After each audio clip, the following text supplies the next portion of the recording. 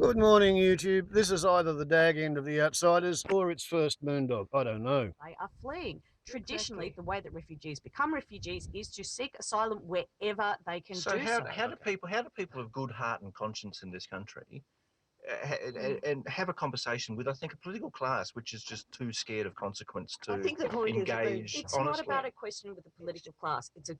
It's about a conversation with the people. Eva? Because you So can I just, I'm a bit disadvantaged being in Sydney on my, but can I just say that the point about it is that we do not have queues. They're not letting anybody in from Indonesia. They're not letting anybody in from the countries. They're being highly selective who comes through on that 13,000 things.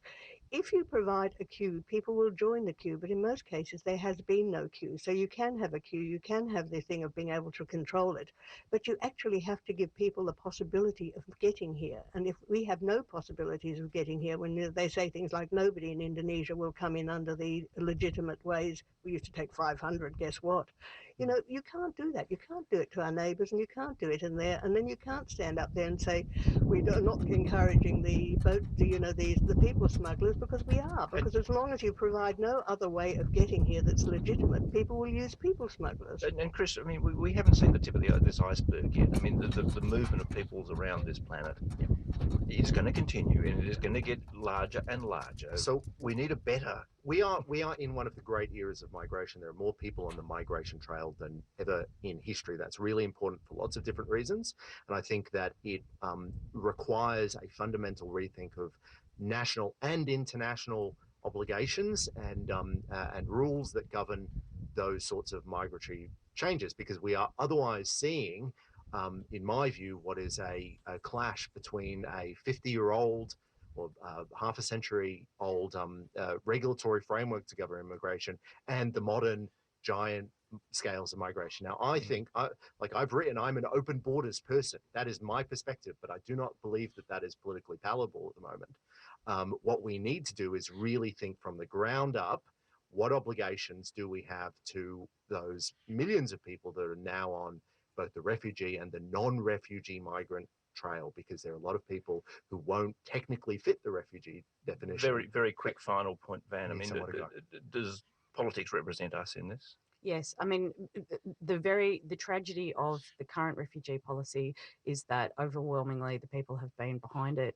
And I think that that's changing. I think that what has happened in Syria is affecting public opinion significantly.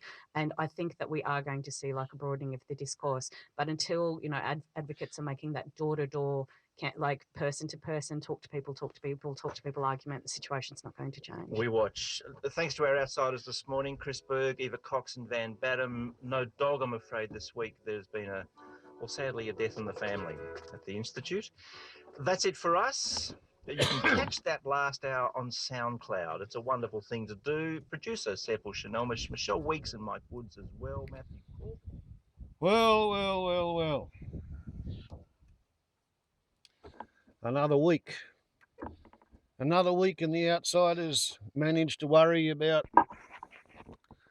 how Malcolm Turning Bull is being received by the Liberal Party. What tiny little incremental changes he might or might not be making to Tony Abbott's policies, and therefore Tony Abbott's ability to claim that there was no reason for him to have lost the Prime Ministership because Turnbull hasn't done anything different. This week, the big focus was on Turning Bull going over to New Zealand to try and explain how come we've been sending about a Kiwi per day back to the land of the long white cloud if they've been resident in Australia and been found guilty of any crime which carries longer than a 12-month jail sentence. So there are people whose parents brought them to Australia when they were kids. They've lived in Australia for 10, 20, 30, 40 years, and they might have been working, paying taxes to Australia, upstanding members of the community for years, but when they were a teenager, they might perhaps have got on the wrong side of the law, and there's a lot of things that carry more than a 12-month jail sentence. I'm not entirely certain whether it's the crime carrying a 12-month jail sentence or whether they get sentenced to something more than 12 months.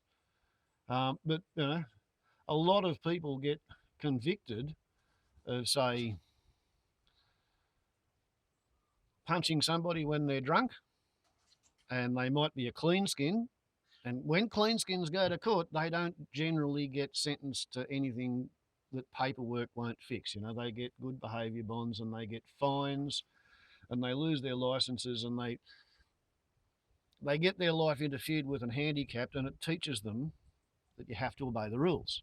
That's what happens when clean skins go to court. So you could get somebody who's punched his mate in an argument or maybe punched his missus, and they will have been convicted once upon a time of a crime which carries more than 12 months because they've been found guilty of having done it. They may not have been sentenced to more than 12 months, or maybe they were given a 2-year sentence suspended pending the completion of a good behaviour bond lasting 3 years, stuff like that.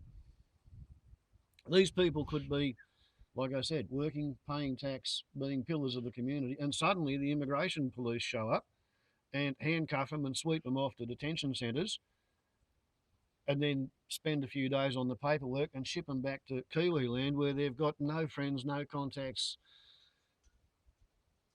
no life to plug, quote, back into. I mean, I think Johnny Howard started this sort of bullshit when he sent somebody back to Yugoslavia who'd been living in Australia since he was 3 months old, on the grounds that they'd never actually got Australian citizenship. They'd committed a crime. As soon as they get out of jail, oh, you're persona non grata because you don't meet our character test because you've been a naughty boy while you were here. So go home, you person who's got no relatives or contacts or friends in Yugoslavia. Well, now we're doing it to the Kiwis. And Malcolm Turning Bull went over to New Zealand, and he seems to have soothed the ruffled feathers of the flightless birds over there by saying, oh, well, look, I'll tell you what, we'll give unemployed Kiwis in Australia student loans for the first time ever. So I'd have to say that Tony Abbott's policies do appear to be still intact. And somehow the outsiders never seem to mention that this week there was a significant ramping up of America's military rhetoric regarding the Spratly Islands. It pretty much sounded as if the Americans have announced that they have United States naval maritime charts which show the Spratly Islands as not having a large compacted dredged sand island on top of them, nor a runway. So therefore they plan on steaming straight through the area as if the Spratly Islands Chinese airbase, which has recently been conducted, does not exist. So the US Navy wants to pretend that they're living in a time warp. And they'd get the shits if the Chinese Navy started carrying on with a carrier battle group off Baja, California, wouldn't they? They'd get deeply upset at that. But for some reason, the US Navy approbates the right to sail anywhere in the world if it's international waters. And by their definitions, they want to go up to within 500 metres of the surf line on the Spratly Islands. And the Chinese say, piss off, you've got to stay 12 kilometres back out at sea. And Julia Bishop, Australia's foreign muppet minister, whatever you want to call her, she's announced that Australia's firmly supporting America in its right to go wherever it wants to, anywhere on the world's oceans. And the fact that China is our largest trading partner, they've got a contracting, or an economy that's failing to grow on their own numbers, and which appears to be shrinking. And they can choose to buy Australian stuff or not to buy Australian stuff. It's pretty much totally up to them. So if Australia wants to annoy the shit out of its biggest customer for iron ore and coal, then the way to do that is to tell our biggest customer that, well, Uncle Spam has a right to sail their navy right through your new airbase, 500 metres offshore, a carrier battle group. Great. What's that going to do for the Chinese air traffic controllers' blood pressure? Yeah, so instead of that, we worry about Malcolm turning bull and Bill Short on.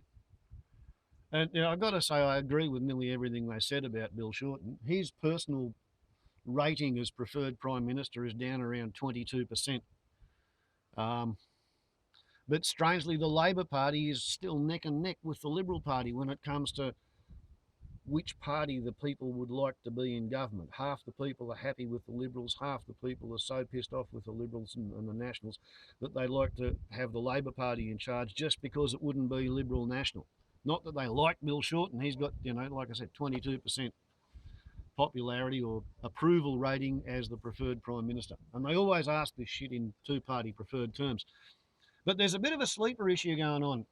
At the moment, up around Longreach in Queensland, the drought's about 3 years old and they're all screaming and tearing their hair out. They haven't seen any rain since last time they got flooded and they're all going broke. And it's coming down through Queensland and we've got a big, bad, horrible, ugly El Nino happening right at the moment. So everything's starting to get dry. I'm down to about 20% soil moisture profile. And it's very interesting. In order to bribe the National Party to say, yes, we will have a coalition agreement with Malcolm turning bull, my local MP, Barney Baby Joyce, has been given all the water in the Murray-Darling Basin and he's allowed to tell the Murray-Darling Basin Commission, which was set up after the millennial drought, which ended in about 2009 when everybody got terribly frightened about how bad the drought was. The Commission had three factors which were equally important, and those were the environment and the community and the economy. And therefore, water was taken away from the economy in order to try and reconstruct the damaged environment, which has been oversucked, having too much water allocated to economic activity. And when the economy